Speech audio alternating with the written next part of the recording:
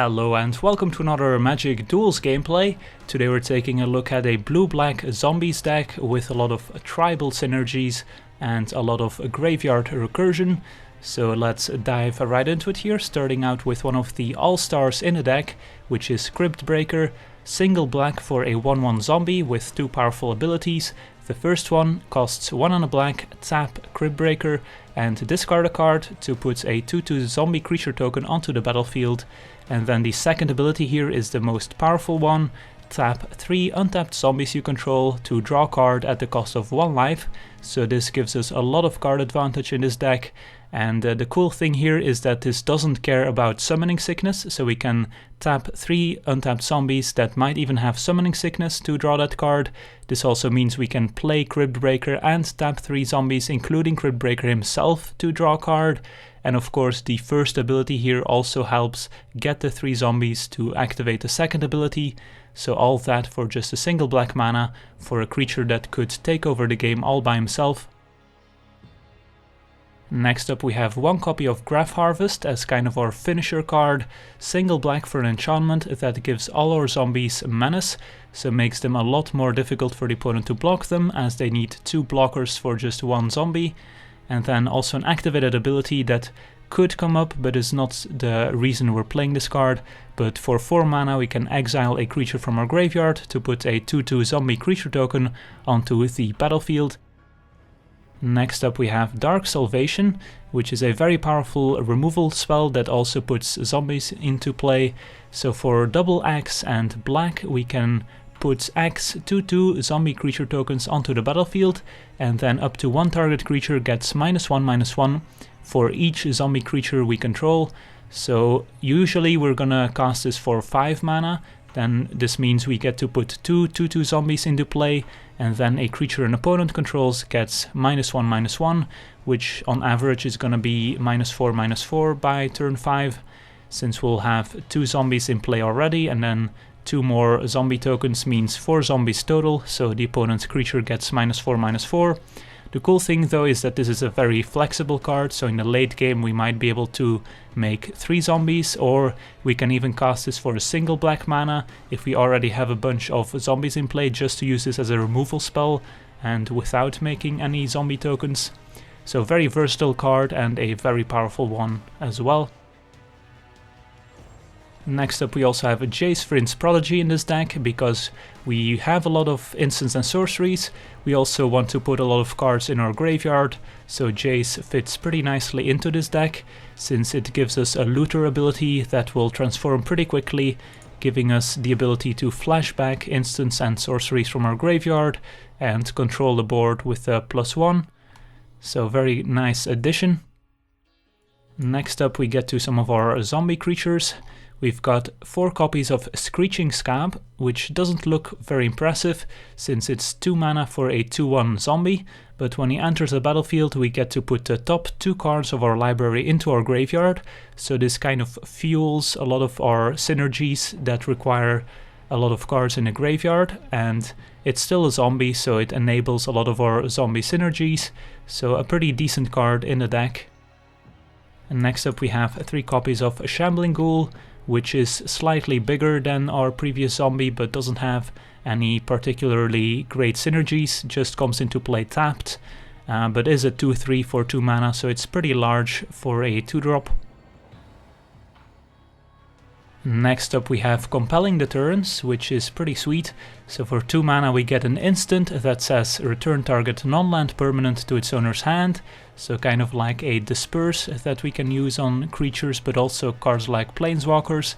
And then on top of that we have that player has to discard a card if we control a zombie. So of course the dream scenario here is that the opponent is empty-handed, we return something like a planeswalker to their hand, we control a zombie, they have to discard the card we just returned to their hand, and we're very happy. But of course just bouncing a random permanent and having the opponent discard a card means we're not down on card advantage, but we are up on tempo most of the time, since we're just spending 2 mana to return a potentially expensive card to the opponent's hand. So just a nice value card in a zombie deck. Next up we have one copy of Cemetery Recruitment, which is another sweet value card in a zombie deck. So for 2 mana we get to return target creature from our graveyard to our hand, and then if it's a zombie we get to draw a card. So a nice 2-for-1 if we return a zombie, which is going to be the case most of the time, and thanks to all those cards that put cards in our graveyard, that makes Cemetery Recruitment a lot more powerful. Then another very powerful zombie here is Diregraf Colossus, 2 and a black for a 2/2 with 2 different abilities here. So the first one is that the Diregraf Colossus enters the battlefield with a +1/+1 counter on it for each zombie card in our graveyard. So the more zombies in the graveyard, the bigger the Colossus is when he enters the battlefield. And then the second ability here applies when he is already in play, and that says whenever we cast a zombie, we can put a 2/2 zombie creature token onto the battlefield tapped. So this implies that we have to play the Colossus before playing our other zombie creatures in our hand, so that we get a 2/2 zombie whenever we cast a zombie spell. So very powerful card in the deck, and of course one that we would like to play on turn 3.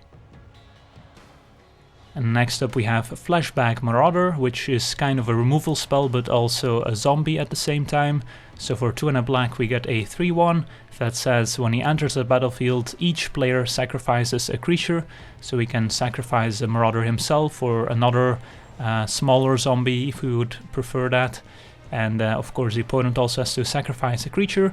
So this gives us a way to get rid of problematic creatures that may be indestructible or untargetable otherwise, and we don't mind putting zombies in our graveyard, so Flashback Marauder is a nice addition in this deck as well.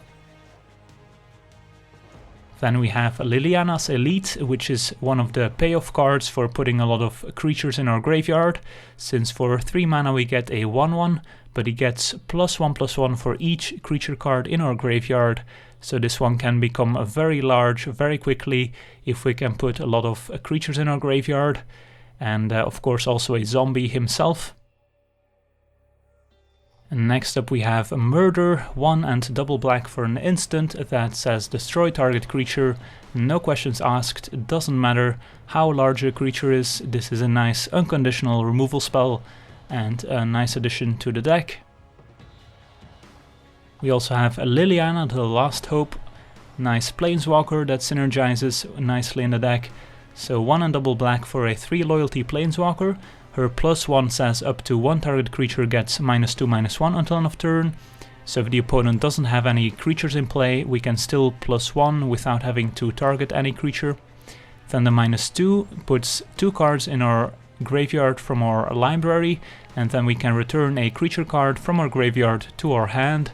And then the -7 will make lots and lots of zombie tokens, slowly but surely. Then we have Forgotten Creation, which is a nice card from Shadows over Innistrad. 3 and a blue for a 3/3 creature with Skulk, so the opponent might have a hard time blocking the Forgotten Creation. But then the relevant part here is at the beginning of our upkeep we can discard all the cards in our hand, and if we do we get to draw that many cards. So this is a nice way to dump a whole lot of creatures into our graveyard to enable all those synergies, and at the same time this is a zombie himself, and of course it's not like we're down on card advantage since we get to draw the same amount of cards. So if we do happen to draw a lot of lands, then we can discard them and hopefully draw something better. And then the Laboratory Brood here kind of does the same thing. 3 and a blue for a 3/3. When he enters the battlefield we get to put the top 4 cards of our library into our graveyard. So this is kind of the bigger version of our blue 2-drop zombie. And the good thing here is that we get the effect right away, so it doesn't matter if the opponent kills the Brood, we still get to put 4 cards in our graveyard, while with the Forgotten Creation, if the opponent kills it right away, we might not get any benefit from it. Next up, another very powerful card in the deck, 2 a blue and a black for a 4/4 Human Wizard, so one of the few non-zombie creatures in the deck. Put the top 4 cards of our library into our graveyard, and then during each of our turns we can cast a zombie creature card from our graveyard, as if it were in our hand basically. so we have to pay their mana cost and they could still get countered, but we are casting them from the graveyard, so it's a nice value play. Next up we have Cruel Revival, 5 mana to destroy target non-zombie creature, can't be regenerated, and then we can return a zombie card from our graveyard to our hand. So a nice 2-for-1, a little expensive at 5 mana, but still nice to have. And then finally we have Ob Nixilis Reignited, 5 mana for a Planeswalker that can destroy creatures and draw cards, and can also close out the game. And then we get to our mana base, where we have 6 islands, 10 swamps, 2 Sunken Hollow, 2 Drowned Catacomb, and 4 Evolving Wilds to help flip our Jace a bit faster. So that's the deck. Now let's jump into some games and see how the deck does. Alright, let's take a look at our opener, which I don't think I want to keep with only 1 land here, even though we're on the draw. And this one's a lot better. Alright, so here we can go Evolving Wilds turn 1. Doesn't really matter if we get an island or a swamp, since our mana is pretty nice as it is. And then turn 2 Screeching SKaab. Opponent with a turn 1 Goblin Arsonist, so we're up against an aggressive deck. So let's see what we draw, another swamp, so let's go ahead and get an island with the Evolving Wilds here. Could do this on the opponent's end step, but this saves us a bunch of time. Alright, so let's see if the opponent has a powerful 2-drop they can play here to apply the pressure. So that's not gonna be the case here with our opponent playing a tapped Cinder Barons. So this does mean they have access to a second color. But here we're just going to play out our Screeching SKaab and hope to hit some zombies here. Alright, not bad, we hit a Shambling Ghoul, so means our elite here will be at least a 2-2 when we play him. And here it's actually interesting if we block or not. I think I'm okay with blocking the Arsonist, since that makes our elite a bit larger, and that also enables the recruitment. And there's more red removal spells that deal 2 damage than removal spells that deal 3 damage. So that means the elite is pretty likely to survive. Alright, Graf Harvest, not bad. So let's go ahead and play the elite here, which is a 3-3, and hope it survives. So next turn we can cast a recruitment after attacking, and maybe get the Screeching SKaab back, maybe put more zombies into the graveyard. Let's see what the opponent does here. Alright, they have a pretty powerful play in Chandra, Fire of Kaladesh, which we currently don't have a removal spell for, and that could be a problem when she transforms. So we drew another land. So here I think we attack first and then cast a recruitment. The thing is, I don't think we're super likely to reveal 2 zombies off the top with a Screeching SKaab, otherwise we could recruitment and then cast a SKaab and then attack, and maybe the elite is a 4-4, but I think that's not super likely, so I think getting him for 3 here is the safest play. So let's attack for 3 and then cast a recruitment, because of course the recruitment would remove a creature from the graveyard, and that would shrink the elite. So opponent takes it. Now we can cast the recruitment, get back the SKaab, I think, and then we can recast it. Also get to draw a card, which was Ob Nixilis, so that's good for next turn. But for now we're gonna replay the SKaab, hope to hit some more zombies. And we did, alright, perfect. So our elite is a 4-4, of course had we done it first we would have gotten in for 1 extra point of damage. So hopefully the opponent can't transform Chandra right now, because then we can kill her next turn with Ob Nixilis. They are activating her once, playing the Arsonist. So if they have another red spell, nope, they're just gonna cast a Bone Splinters on the elite, and then 1 damage from the Arsonist is gonna kill the Scab. That's not bad. But hopefully they can't transform Chandra here. Another tapped Cinder Barons, they can attack for 2. If they have another red 1-drop, they can untap Chandra and deal 1 more and Transformer. But alright, no red spell, that's good. So that means Ob Nixilis should be able to kill Chandra now. And then hopefully Ob Nixilis sticks around to draw some cards. But we still have the Graf Harvest here that can start pumping out some zombie tokens. Should our opponent kill Ob Nixilis? Alright, our opponent has a Graveblade Marauder. So currently has 3 creatures in the graveyard, so this will basically deal 4 damage if it deals damage to us. And Flashbag is not a bad draw, but let's draw a card first with our Ob Nixilis. And we drew Diregraf Colossus, which is also excellent, so we can play the Colossus first. Then play out our Flashbag, which will give us a token. Meanwhile, the Colossus is also a 7/7. And I think we sacrifice the zombie token here. And there's reasons, of course, to sacrifice a Flashbag, but I would rather have the untapped creature here, I believe. And the opponent has to sacrifice the Marauder. So let's see what the opponent has as a follow-up. 5 mana.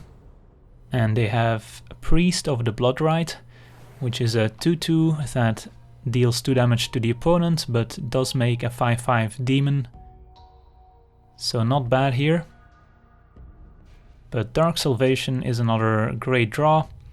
So right now we can make, if we play another land, we can make 3 zombies. And then this will give the demon -5/5. So seems like what we want to do here. But might as well draw a card first, I guess, since I don't think we want to kill the priest with Ob Nixilis. So let's draw. Forgotten Creation is also not bad, but Dark Salvation's gotta be the play here for 3. And then we want the tokens, but we want to give the demon -X/X, which is 5.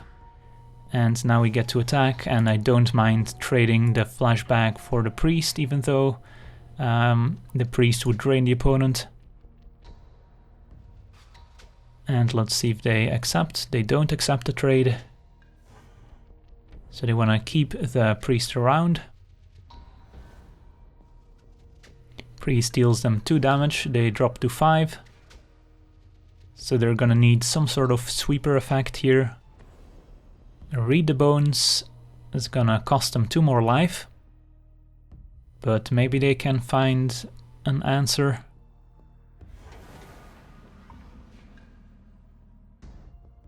And nope, looks like opponent couldn't find it. Do have a Bone Splinters for our Colossus, but they're dead on board. Alright, sweet.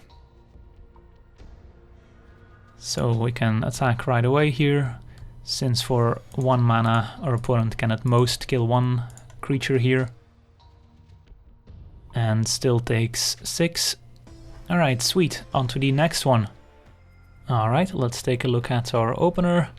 We are on a play, but we're lacking blue mana here, which is a bit awkward, since if we don't find it right away, we pretty much can't cast 2 of our spells. I think we can do better.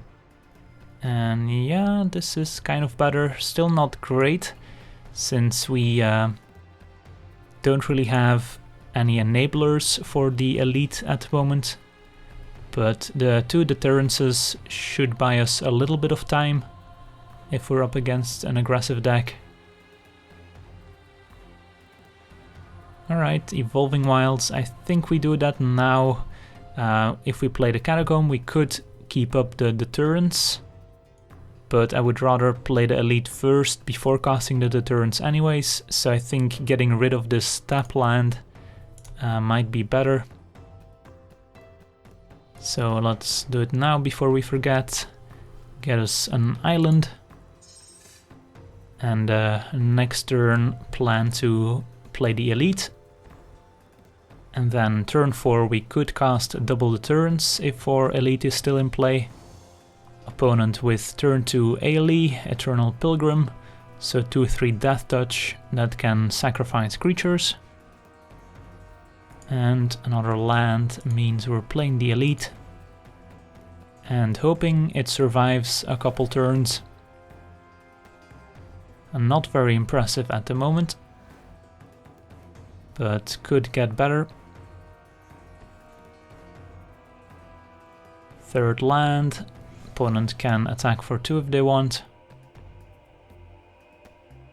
But if we happen to have an enabler for the Elite, they could take more damage on the way back. They decide to attack anyways, so we go to 18. And let's see if they have a follow-up. No follow-up, so they could be holding a removal spell, but they're not willing to use it on a 1/1. So here I think we just play a land, attack for 1. And I don't think we want to use a Deterrence right now, because if the opponent has an instant speed removal spell, they can kill our Elite in response to the Deterrence, which would not be great. Alright, the opponent has a Grasp of Darkness. So they want to kill the Elite, so I think in response we will Deterrence AoE here. We could Deterrence our Elite, but then we have to discard a card, which is the downside of the Deterrence. Opponent discards a land, but now next turn we can Cruel Revival and get the Elite back. So opponent just replays AoE, as well as Westvale Abbey. And nothing else. Alright, Graf Harvest doesn't do much at the moment, so I think the plan is to cast Cruel Revival. And the thing to keep in mind here is that we don't want our opponent sacrificing the creature that we target with the Cruel Revival, because then we don't get to return the Elite because the Cruel Revival will fizzle. So our best hope here is that our opponent taps out for a big creature, so they don't have the 1 mana to sacrifice a creature with AoE. Otherwise we just have to kill AoE herself if we want to make sure that we get the Elite back. And I think I'll take 2 here, and then hopefully they cast the creature in their second main phase, so that we can use a Cruel Revival on that creature. Instead they're casting Read the Bones. And alright, end of turn we will cast the Cruel Revival and get our Elite back. Another Elite, alright, so not great here, especially if our opponent has some sort of sweeper effect. They can kill both Elites, but I don't think playing Elite and Harvest does much here with no creatures in the graveyard. So sure, let's play 2 Elites and hope our opponent doesn't have some sort of sweeper effect. I wouldn't really mind Declaration in Stone, because that means we get to draw 2 cards next turn with the 2 clue tokens. So yeah, our opponent does have Declaration in Stone. The downside is that they get exiled, so we don't get any graveyard synergies with them. But the 2 clue tokens here are pretty good since we didn't have much in our hand. Liliana is a nice draw into this Deathcap Cultivator. So let's go ahead and cast Liliana, although might as well sacrifice this clue first, just in case we draw something better. Murder does not really seem better here. and I don't want to risk sacrificing another clue to try and hit a land before casting Liliana, so let's just cast a Liliana and kill the cultivator here with a +1, and might as well play out the Graf Harvest here just to be mana efficient. Alright, so we're not looking too bad. Opponent seems to be stuck on 4 mana. And we have an active Planeswalker plus a removal spell. They're drawing a lot of cards with Read the Bones, so they're trying to hit land drops.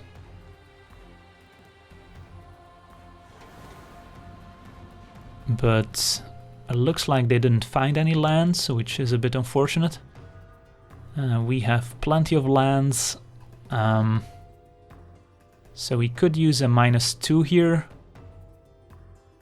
but I think I'll sacrifice a clue first to see if we can find a creature. Alright, there we go. And I think I will play the Colossus and just plus Liliana and try to work up towards the ultimate since our opponent has no pressure in play. So let's +1. Play the Colossus and keep up Compelling Deterrence with a zombie in play.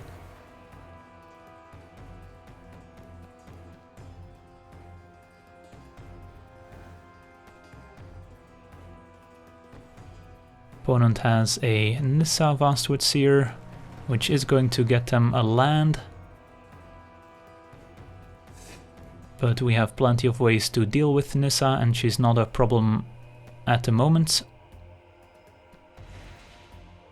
So here I think we deterrence the Sylvan Advocate since we don't want to bounce a creature with an Enters the Battlefield ability. We could have waited with the deterrence here, but I think we want to push our advantage while we have it. Opponent has to discard a card, and they decide to discard a Linvala, so their hand must be pretty stacked. Find an Evolving Wilds. So opponent has 5 lands in play at the moment. I think we just plus Liliana on the Nissa and attack for 2. That means Liliana is close to her ultimate. And then this murder will hopefully protect our Liliana.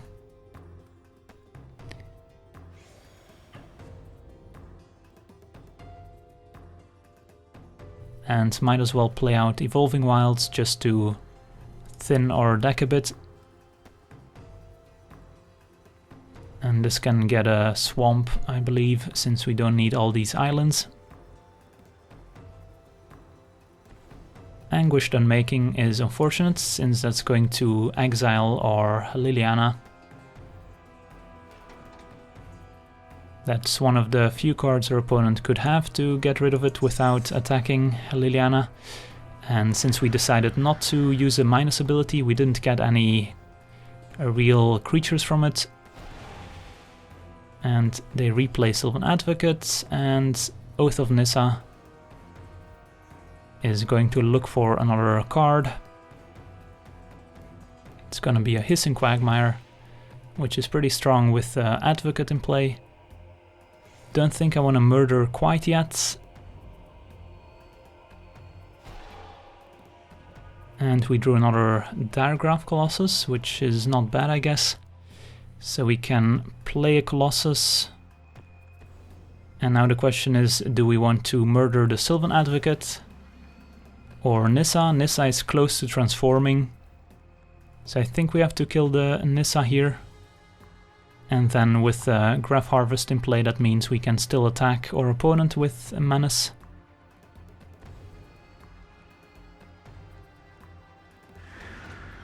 So let's attack for 2. And hope our opponent doesn't have many more sweeper effects. Still no creatures in the graveyard for the Graf Harvest. But our opponent is at 8. And they decided to discard Linvala, which could have gained them some life back. So maybe they have another way to gain life in hand. Not blocking.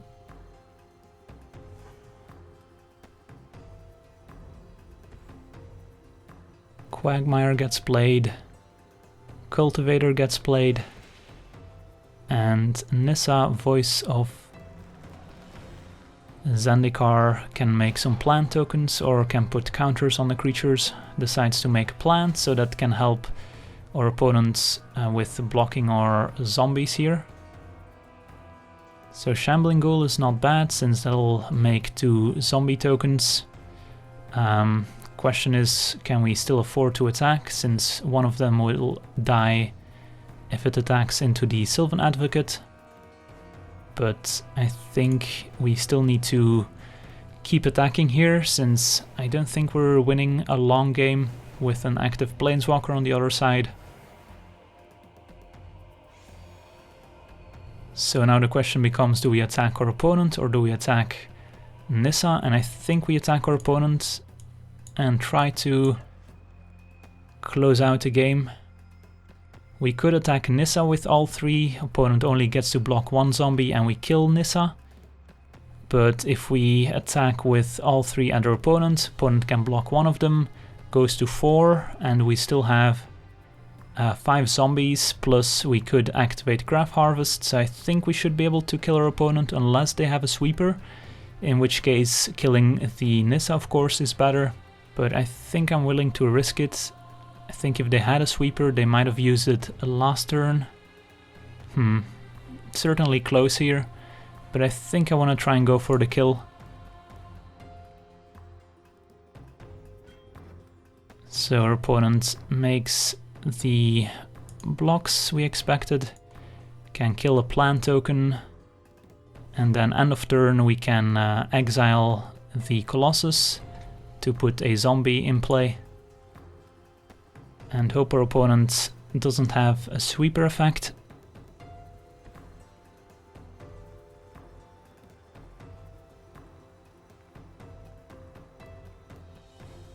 They can attack. Alright, only attacking for 4. If they had a sweeper, they probably would have attacked with the cultivator as well. So down to 8 we go. Tap the cultivator, planar outburst, that's unfortunate. So if they do have a sweeper, plus they get a land out of the deal and make a plant token. End of turn we can make a zombie.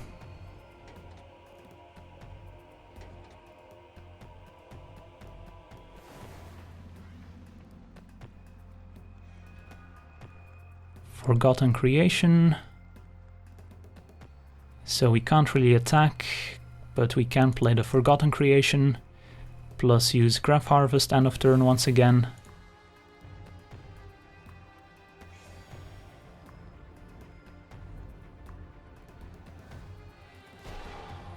Nissa makes a token.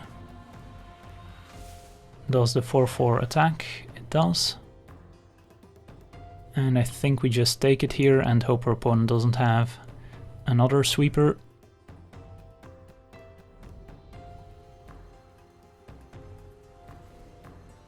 Oblivion Strike is going to exile our creature. Not much we can do about it. And end of turn, make another zombie.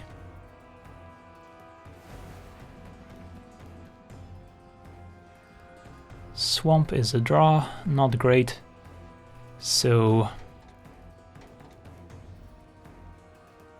we can attack for 4, our opponent can block 1 zombie, goes to 2. And then we can make a zombie to block the Quagmire. Seems like a plan. Still attacking our opponent here.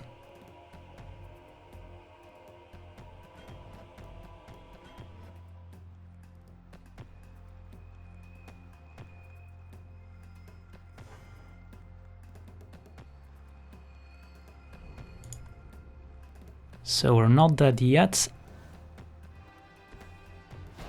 Nissa makes another token. Next turn she can ultimate. So if our opponent attacks here, we have to make a zombie to block, but then that means our opponent doesn't have the 4/4 on defense. They can also make a token with the Westvale Abbey, which costs them 1 life, but could be the difference between winning and losing. If we had another creature in the graveyard, I would feel better about this. And our opponent has Ob Nixilis, which can't kill the zombie we make with our Graf Harvest, since it's sorcery speed. So our opponent is going to plus to draw a card. That's risky. I guess they didn't have any better options. So is their last card something relevant? If they attack for 4 before blockers, we're gonna make our token, which comes into play untapped. Does their opponent have removal for it? They do not, so we can block. We're not dead, and we have 2 menacing zombies on the way back. And their opponent's at 1. Alright, sweet. We managed to get there. Whew. Draw another land. So I think I'm happy with the decision of attacking our opponent instead of Nissa earlier. But who knows how it would have played out. Alright, on to the next one. Alright, let's take a look at our opener, which doesn't look particularly appealing here with no enablers for the elites. So let's try another one. Well, we've got a lot of removal, so I guess we'll keep, and we kind of have to draw into some zombies here.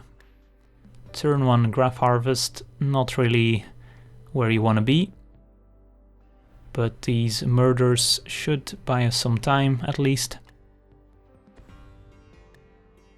Foul Orchard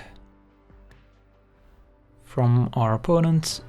Alright, there's a Cryptbreaker, which we might as well play, since we're kind of planning to use the ability here. And with no zombies in hand, it's not like we can keep the Cryptbreaker in hand until we can play and use the ability right away, because we kind of want to use the first ability to make zombies, so I think it's correct to just play it out and hope it doesn't die. Opponent with a Duskwatch Recruiter. That's a card we kind of need to kill ASAP. Although with Screeching SKaab as our draw, we could afford to just let it stay in play for a turn, since we aren't letting it transform. So I think I like playing out a SKaab here. And might as well attack for 1 since we have Menace. Got 2 zombies in the graveyard, that's good.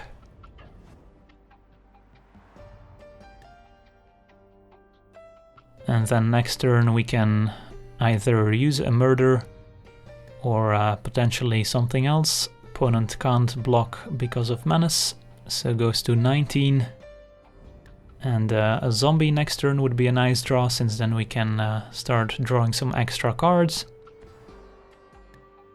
Woodland Cemetery. Opponent can attack for 2 if they want to. But I think at that point I will trade. So they decide to let the Recruiter transform, which is fine. So our opponent could potentially cast a 4-drop.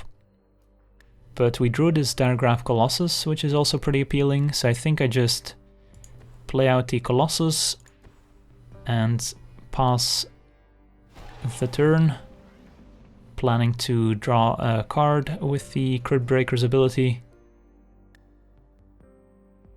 So let's see if the opponent has anything they want to play. End of turn. Grasp of Darkness on our Colossus, so let's draw a card with Cryptbreaker. Jace is not bad. Only 2 zombies at the moment, but that can change pretty quickly. So next turn we could cast Jace plus make a zombie. Could also cast a murder on this howler. We'll see.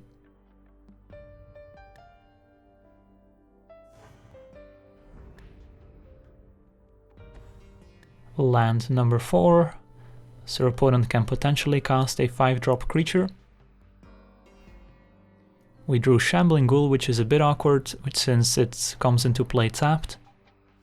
So I think we attack with both and then play Shambling Ghoul plus Jace. If our opponent flashes in a creature, we can murder it. Although they need 2 creatures because we have Menace. So let's attack.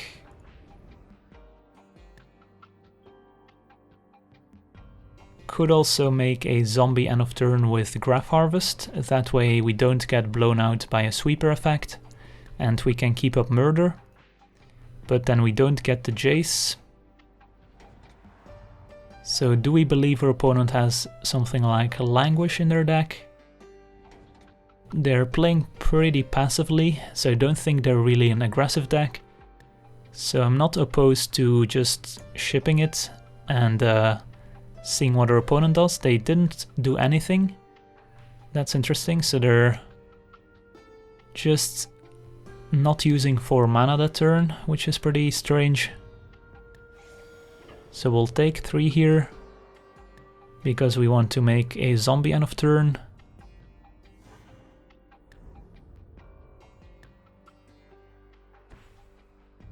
Alright, interesting. So opponent casting an Emerge card in the standard Mindbender, so when it gets cast, our opponent gets to choose a card that costs 3 or less and one that costs 4 or more and exile them, or rather discard them. So we don't have anything that costs more than 4, so let's let this happen. Opponent probably taking the Jace, or maybe a murder. But we don't really mind. No pun intended. Alright, they took our murder. Let's make a zombie end of turn here. I think we get this one exiled. So our opponent gets a 5/5.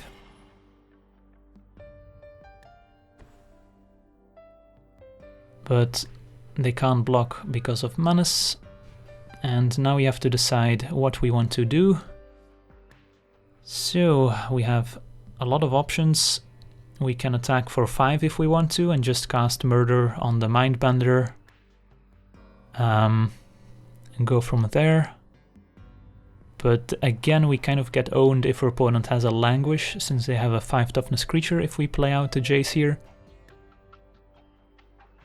So then the question becomes, do we want to play a slow and grindy game where we draw lots of cards? Or do we want to start applying some pressure with our creatures? Could also discard the Evolving Wilds, make a zombie. And then tap 3 creatures to draw a card. But how likely is it that our opponent has a sweeper effect? They didn't cast one last turn when it was pretty appealing. But maybe they will next turn. So I think we wait one more turn here before committing the Jace. Then the question is, do we cast this Evolving Wilds or not? I don't think we do. Because we would like to discard it. So no attacks and no plays. And let's see what happens. Opponent probably attacks first. Which... then the question is, do we want to murder it right now? Or do we want to take 5 to assess the situation a bit better? Opponent casts a Recruiter, so that means they probably don't have a Languish, so that's good to know. They have another Emerge creature. Decimator of the Provinces. But then they would have to sacrifice the Mindbender, so that wouldn't do a whole lot. And we still have this murder available. Opponent doesn't do anything. Alright, so let's make a zombie. Discarding Evolving Wilds. And then draw a card.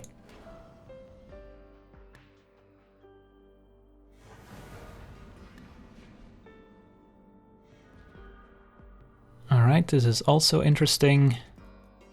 So we could get back the Colossus, but now we definitely need to keep up murder, because we know our opponent has the Decimator in hand, which could decimate us. So I think we kind of want to murder the Mindbender here and get in for a bunch of damage, since playing it slow against the Decimator seems like a bad idea. So let's murder the Mindbender, see what happens. Opponent uses the Recruiter, that's fine. They missed, that's good. Alright, so now I think we just attack for 7, play Jace, rather than the Shambling Ghoul, because that gives us access to another murder next turn potentially. And Decimator is 7 plus 4 should not be able to kill us. So I think we're safe to attack with everyone here.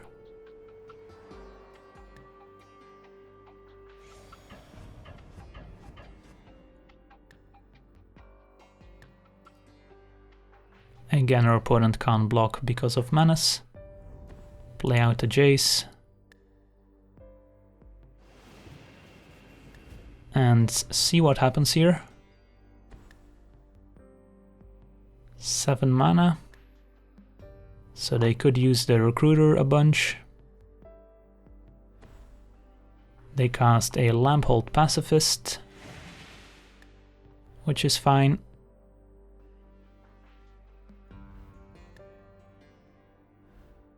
And next turn we could transform Jace, cast Murder, to make sure that we clear a path for our creatures. Could also cast a Recruitment on the Colossus if we want to. So our opponent is not going to attack, so they're gonna try and use the Recruiter's ability. Evolving Wilds the draw. So I think we start by looting with Jace. Discard Evolving Wilds. Alright, so we can murder one of these creatures. Probably the Pacifist, just because it does more damage with the Decimator of Provinces. Because it will be able to attack with the +2/+2 it gets. And we don't really care about our opponents using the Recruiter a bunch. So we can kill the Pacifist, attack for 7, put our opponent at 2. So I guess at that point we might as well use a Recruitment first, just to see what we draw. Get the Colossus back. We found a Shambling Ghoul. So yeah, let's Flashback Marauder.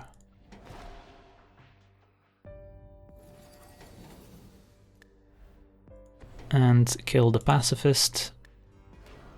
Opponent uses the Recruiter.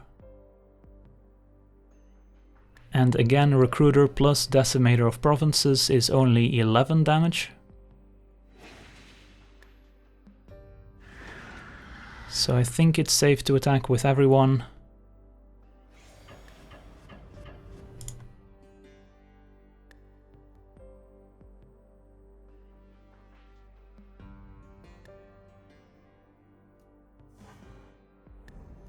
And see if our opponent can find a way to kill us here.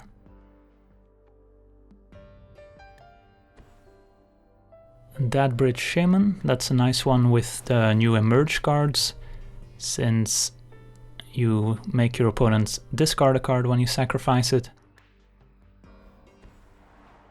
Lamphold Pacifists, so our opponent is not gonna emerge the Decimator. Our opponent won't be able to block all our creatures, and they're at 2, so they're pretty dead. Use the Recruiter. Reveal Nissa. Alright, so Jace down, but so is our opponent.